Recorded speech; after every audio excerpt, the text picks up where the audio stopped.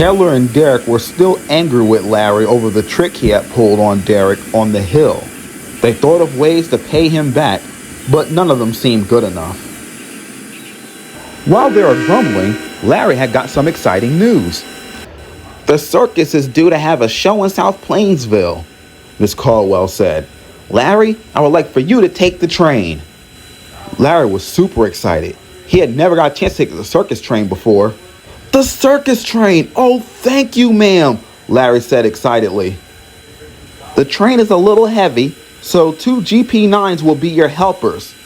"That's all right," Larry replied, "as long as the job gets done." Larry waited excitedly at Otisville for the circus train to come in. After a few minutes, he heard a loud, deep whistle, and Chaz came in with the circus train in tow. "Hello, Chaz," smiled Larry. "Thank you for bringing the circus train." "You're very welcome," Chaz replied. Chaz was uncoupled and ran onto a siding. Larry coupled on in front, the 2 GP9s coupled on behind, and they started off. "Have fun, Larry," called Chaz. People waited by the line side just to see the circus train go by. Larry enjoyed all the attention immensely. Taylor and Derrick were at Denverville when Larry passed through with the special train. "Out of the way," he called. "Important train coming through." "Oh, what an arrogant show-off," grumbled Taylor. 2 days later, and Larry was still on cloud 9. He was feeling very proud and wanted everyone to know it, especially 2 particular engines. "You know," he boasted to Derrick and Taylor one day at the seaport, "I did so well with the circus train. Miss Caldwell should make me the permanent specials engine. It'll be like a side job to me having a branch line." Taylor just rolled her eyes. "You know," Larry continued, glancing at Derrick, "this proves that I'm a better engine than Derrick. You see, he wasn't chosen. How do you feel about him now?" "The same as yesterday," Taylor snapped, beginning to lose her patience. Derrick, however, already lost his. "You didn't even take that train yourself," he hissed. "You had helper engines. There's no way in hell you could have handled that train on your own." "First off," Larry retorted, "you're acting like you never used helper engines. You needed me to get up the hill. Remember, you carelessly broke a coupler?" Derrick and Taylor were livid and were both about to let him have it, but Larry quickly cut them off. "Besides, helpers don't matter. Every engine needs a helper sometimes. What matters is I was the road engine. I was chosen. Now if you excuse me, I have to go. Goodbye."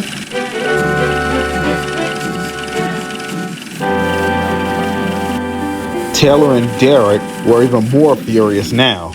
Leo and Owen thought it was all rather funny and held in their laughter until they got far away from them.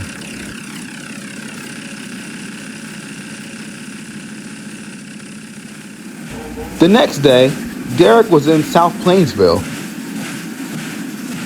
He met Christian, who was getting refueled. "Good morning, Christian. Where are you headed today?" "Oh, my day's pretty easy," Christian replied. "I have to take a local freight train, and I have to make a stop at Larry's Junction and inform him of a special." This piqued Derrick's interest. "What special, if you don't mind me asking?" "Oh, Miss Caldwell wants Larry to pick up these special new passenger cars she just ordered. They're meant to arrive this evening. It's going to hold my day back a little. I have to make a stop there just to pass along that message." This gave Derrick an idea. Christian, no need to do that. I have to collect some cars from the quarry anyway. I'm running late. I'll make the stop there. No need for you to get held up." "Oh," said Christian. "Thank you, Derrick. I owe you one." And he puffed away to pick up his freight cars while Derrick went to go find Taylor. Derrick quickly explained his plan. "I've known Larry for years. This would definitely work." Sure enough, Larry was at his junction when Derrick arrived. "Hello, Larry. I have a message from Miss Caldwell." "What's the message?" Larry asked. "You were to go to Otisville this evening and pick up some new passenger cars she ordered." Okay, said Larry. Thank you for telling me. No problem, Derrick said and puffed away. You don't seem too excited about the special, Penny said. Is everything all right? No, Larry replied furiously. Derrick must think I'm an idiot. What do you mean? Kennedy asked. He comes along here to tell me that I have a special train. I know what's going to happen. I'm going to go to Otisville, and there's either going to be no special, and I look stupid, or it's going to be like a train of old freight cars ready to go to scrap. I'm not going to fall for that. I'm going to stay right here. That evening in Otisville, Chaz had long since dropped off the passenger cars, but there was no engine to pull them. I don't get what's going on here, said the station agent impatiently. The engine Miss Caldwell sent should have been here by now. Derrick and Taylor were in Otisville. Said Derrick, can we be of assistance? We're meant to run back light anyway, and we might as well take this train, since the other engine wants to dodge its duties. All right, fine, said the station agent, but get coupled up quick. It's almost departure time. Meanwhile, Christian was pulling his last train and was surprised to see Larry still at the junction. Larry, what are you doing here? Christian asked. I live here, Christian, Larry said, almost laughing. You should know that. Yes, I know that, Christian said, but you had a special to pull. Larry's mouth dropped and his face went wide. You mean that 4MT was telling the truth? He snapped. Oh, this is terrible. I gotta go. And he quickly puffed away.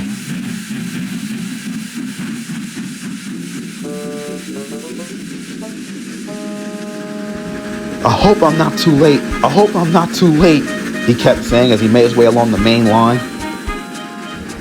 But a tower operator diverted him into a siding.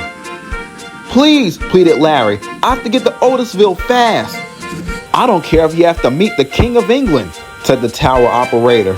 You are to wait in this siding. Soon, Larry heard the sound of double-headed engines.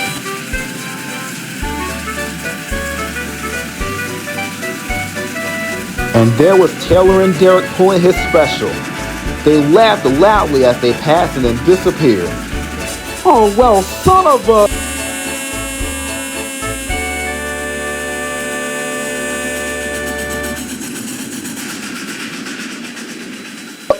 The next morning, Larry was back at his junction, still fuming. I can't believe they tricked me and stole my special.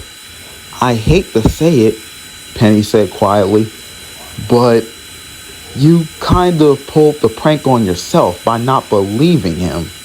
Larry didn't want to admit it, but deep down, he knew that Penny was right.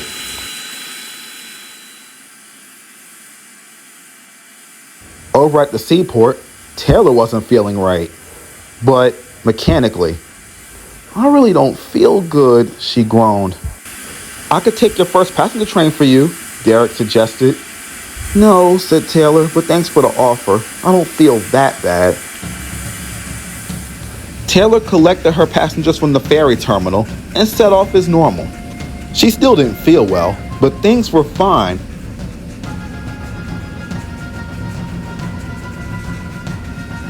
Until she reached Denville. The passengers had just began detraining when Taylor felt a sharp pain in her boiler and smoke began to shoot out of her firebox. Oh, that hurts, she groaned. Her crew, quickly thinking, shut off steam. The passengers were frightened. They thought Taylor was going to explode. The station staff quickly evacuated the passengers to safety. Sean, who was waiting nearby, pushed his passenger cars back and away from the danger.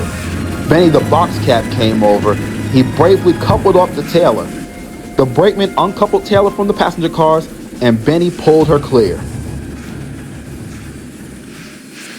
Taylor was left in the yard overnight. When her boiler was finally cool enough, she was taken to Harmon Works. Miss Caldwell came down there to speak to the mechanical engineer. So, said Miss Caldwell, what happened? I'm afraid Taylor's boiler tubes have collapsed. That's why she had the sharp pain, and the smoke started shooting out of her firebox. Okay, Miss Caldwell said. She just needs her boiler tubes replaced. No big deal. I'm afraid it's not that simple now. You see, had this been discovered during a examination, we could have fixed it and she could be back at work in a couple of days.